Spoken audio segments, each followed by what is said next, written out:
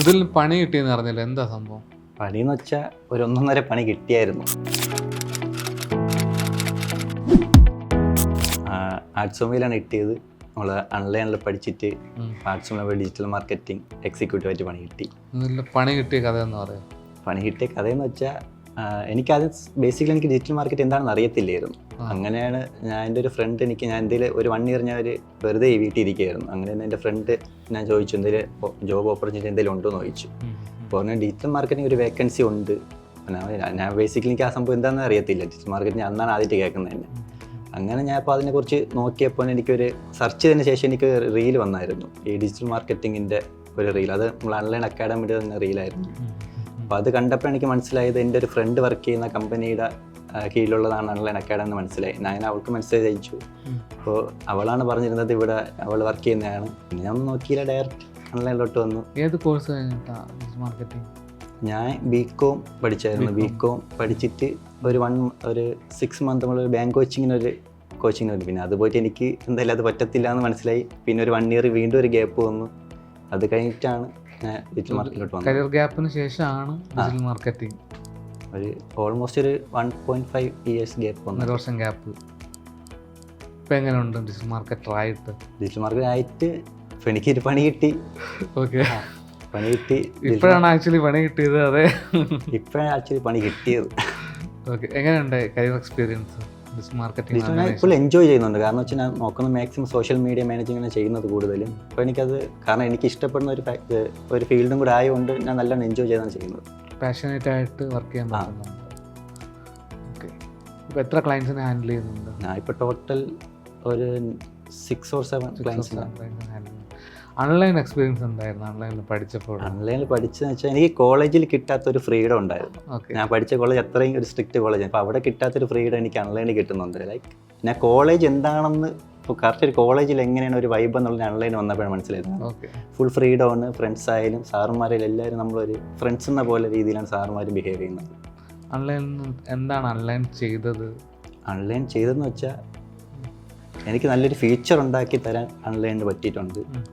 ഓൺലൈനിൽ വന്നപ്പോൾ എനിക്ക് നല്ല കുറേ കാര്യങ്ങൾ എനിക്ക് പഠിക്കാൻ പറ്റിയിട്ടുണ്ട്. കുറേ എൻ്റെ ലൈഫിൽ തന്നെ കുറേ ലെസൺസ് പഠിക്കാൻ പറ്റിയിട്ടുണ്ട് online change. Expert digital marketing വേറെ എന്തൊക്കെ ഇവിടെ നിന്ന് പഠിക്കാൻ പറ്റി? ഡിജിറ്റൽ മാർക്കറ്റിംഗ് അല്ലാതെ ഞാൻ പിന്നെ കുറേ ഇപ്പോൾ ഫോട്ടോഷോപ്പിൻ്റെതും ഇവിടെ നിന്ന് പഠിക്കുന്നുണ്ട്. പിന്നെ വീഡിയോ എഡിറ്റിംഗ് അങ്ങനത്തെ കാര്യങ്ങൾ ഇവിടെ നിന്ന് പഠിച്ചുകൊണ്ടിരിക്കുകയാണ്, ഇപ്പോഴും പഠിച്ചുകൊണ്ടിരിക്കുകയാണ്. ക്ലാസ്സിനെ പറ്റി പറയുകയാണെങ്കിൽ നമുക്കിവിടെ ഒരു ഡിജിറ്റൽ മാർക്കറ്റ് ഏജൻസി കൂടെ ആയതുകൊണ്ട് തന്നെ ക്ലാസ് പഠിക്കുന്ന കൂടെ തന്നെ നമ്മൾ ഇന്റേൺഷിപ്പ് ചെയ്യുന്നുണ്ട്. മുകളിൽ നമ്മൾ ക്ലയൻസിൻ്റെതായാലും ഫുൾ നമ്മൾ ക്ലാസ് എന്ന രീതിയായാലും പ്രാക്ടിക്കൽ ഉൾപ്പെടെ ചെയ്താണ് പോകുന്നത്. അപ്പോൾ നമുക്ക് എന്തായാലും ഇപ്പോൾ പഠിച്ചുകൊണ്ടിരിക്കുമ്പോൾ തന്നെ വർക്ക് ചെയ്യുന്നൊരു ഫീൽ നമുക്ക് കിട്ടുന്നുണ്ട്. നമ്മൾ ഏജൻസി കൂടെ ആയതുകൊണ്ട് തന്നെ നമ്മൾ അവിടുത്തെ പ്രൊഡക്ഷൻ ആയാലും വീഡിയോഗ്രാഫി എല്ലാം നമ്മൾ പഠിക്കുന്നുണ്ട്. ഡിജിറ്റൽ മാർക്കറ്റിംഗ് മാത്രമല്ല, ഓൺലൈനിൽ വന്നാൽ ഡിജിറ്റൽ മാർക്കറ്റിംഗ് മാത്രമല്ല നമ്മൾ പഠിക്കുന്നത്. പ്രൊഡക്ഷൻ പഠിക്കാം, വീഡിയോ എഡിറ്റിംഗ് പഠിക്കാം, വർക്ക്ഷോപ്പ്, ഫോട്ടോഷോപ്പ് എല്ലാം പഠിക്കാം. ആ ഒരു കോഴ്സ് ടു ജോബ് എന്ന് പറയുമ്പോൾ അതിൻ്റെ ഡിഫറൻസ്? കോഴ്സ് ടു ജോബ് എന്ന് പറയുമ്പോൾ കോഴ്സ് പഠിച്ചു കഴിഞ്ഞോണ്ട് എല്ലാവരും ആദ്യമേ ചാടിക്കേറി ജോബിൽ പോവല്ലെന്നേ ഞാൻ പറയത്തുള്ളൂ. കാരണം ഒരു ഇന്റേൺഷിപ്പ് ഒരു മിനിമം ഒരു 1 മന്ത് ഇന്റേൺഷിപ്പ് എങ്കിലും ചെയ്യണം. എന്നാൽ മാത്രം എന്താണ് ഒരു വർക്ക് ചെയ്യുമ്പോൾ ഉള്ള ഒരു ഡിഫറൻസ് ഉണ്ട്. പഠിച്ച കാര്യം നമ്മൾ കാര്യം നമ്മൾ വർക്കിലോട്ട് ഇംപ്ലിമെൻറ്റ് ചെയ്യുമ്പോഴും ആ ഒരു വ്യത്യാസമുണ്ട്. അപ്പോൾ നമ്മൾ ഇന്റേൺഷിപ്പ് ഒരു 1 മന്തെങ്കിലും ചെയ്തിട്ടുണ്ടെങ്കിൽ ഉപയോഗമുള്ളൂ. ഇതിൽ നമുക്ക് എന്താണ് ചെയ്യേണ്ടതെന്ന് പഠിക്കാൻ പറ്റത്തുള്ളൂ. കരിയർ ബ്രേക്ക് വന്ന ടൈമിൽ എന്താ ചെയ്തത്? വേറെ എന്തെങ്കിലും കോഴ്സ് നോക്കിയായിരുന്നോ? അതെ, കോഴ്സ് നോക്കി ഞാൻ ഒരു 6 മന്ത് ഞാൻ ഒരു ബാങ്ക് കോച്ചിങ്ങിന് പോയിരുന്നു. ബാങ്ക് കോച്ചിങ്ങിന് പോയിട്ടും എനിക്ക് വലിയൊരു ഇതില്ല. കാരണം എന്നെക്കൊണ്ട് പറ്റൂല എന്നൊരു ഇതായിരുന്നു എനിക്ക്. കാരണം എനിക്ക് അങ്ങനെ കുത്തിയിരുന്ന് പഠിക്കുന്ന ഒരു ശീലം എനിക്കില്ല. അതുകൊണ്ട് എനിക്ക് എന്തായാലും പറ്റത്തില്ല എന്ന് മനസ്സിലായി. പിന്നെ വീട്ടിലിരിക്കുക 1 വർഷമൊക്കെ ഞാൻ വീട്ടിലിരുന്നപ്പോഴും വീട്ടുകാർ പറയുന്ന PSCക്ക് പോടാ, അല്ലെങ്കിൽ അടുത്ത് കുറേ അപ്ലൈ ചെയ്യടാ, കുറേ ഗവൺമെന്റ് കുറേ ഗവൺമെന്റ് ജോലിയാണ് അവർക്ക് ആ ഒരു ടോപ്പ് ലെവൽ എന്ന രീതിയാണ് വീട്ടുകാരുന്നത്. പക്ഷെ എനിക്ക് പറ്റി വിലയായിരുന്നു സത്യം പറഞ്ഞാൽ. ഗവൺമെന്റ് ജോലി എനിക്ക് വലിയ വിലയില്ലായിരുന്നു. പക്ഷേ അതുകൊണ്ടാണ് ഞാൻ പിന്നെ എനിക്ക് IT ജോബ് എന്ന രീതിയിലോട്ട് വരണമെന്ന് തോന്നി.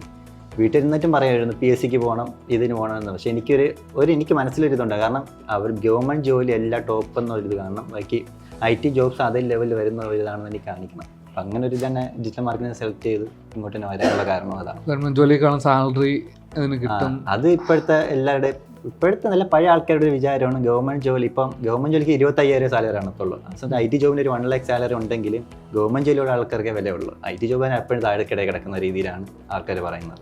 കാലം മാറിയത് അറിഞ്ഞില്ല. കാലം മാറുന്നവർ ഇപ്പോഴും അറിഞ്ഞിട്ടില്ല.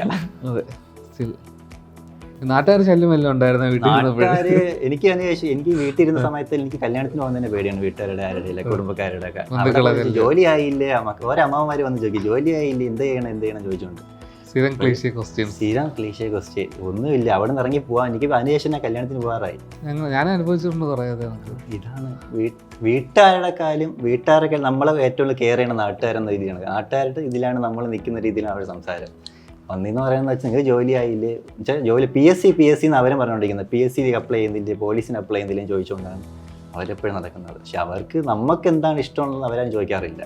നമുക്കിപ്പോൾ ഡിജിറ്റൽ മാർക്കറ്റിൽ IT ജോബാണ് ഇഷ്ടമാണെന്നുള്ള കാര്യം അവർക്ക് പറഞ്ഞാൽ അവർക്കൊരു പുച്ഛമാണ്. നമ്മുടെ പാഷൻ എന്താ അതവർ നോക്കണം. അവർക്ക് എന്ന് വെച്ചാൽ നമ്മൾ ആദ്യം +2 അത് 10 വരെ ഫുൾ A+ വാങ്ങണം, 10 കഴിഞ്ഞിട്ട് +2 സയൻസ് എടുക്കണം, സയൻസ് എടുത്ത് ഡോക്ടർ എഞ്ചിനീയറിനെ പോകണം. അവർ ആ ഒരു ലൈഫ് സ്റ്റൈൽ അവർ സെറ്റ് ചെയ്ത് വെച്ചിട്ടുണ്ട്. അതേപോലെ നമ്മൾ പോകണമെന്നാണ് നാട്ടുകാരുടെ ഇത്. വീട്ടുകാരുടെ കാര്യം നാട്ടുകാർക്കാണ് ആ ഒരു ഇത് കൂടുതൽ.